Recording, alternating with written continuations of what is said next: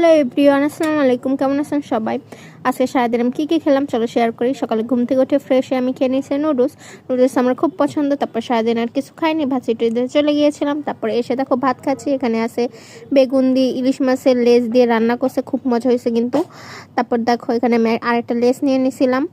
তারপরে আরও বেগুন তরকারি নিয়ে নিয়েছিলাম। বেগুনের তরকারি কিন্তু আমার খুবই মজা লাগে, আর তরকারিটা আসলে খুব খুব খুব মজা হয়েছিল। দেখো আমি মাছ দিয়ে ভালোভাবে মেখে খেয়ে নিচ্ছি। তোমাদের কার কার ইলিশ মাছ পছন্দ অবশ্যই কমেন্ট করে জানাবা।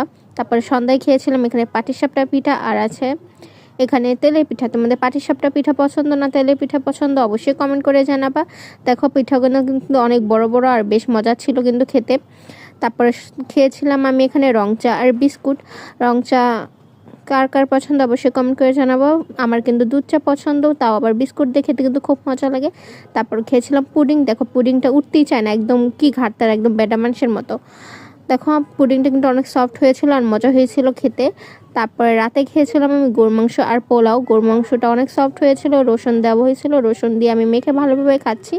তো আলহামদুলিল্লাহ এগুলোই ছিল আমার সারাদিনের খাবার।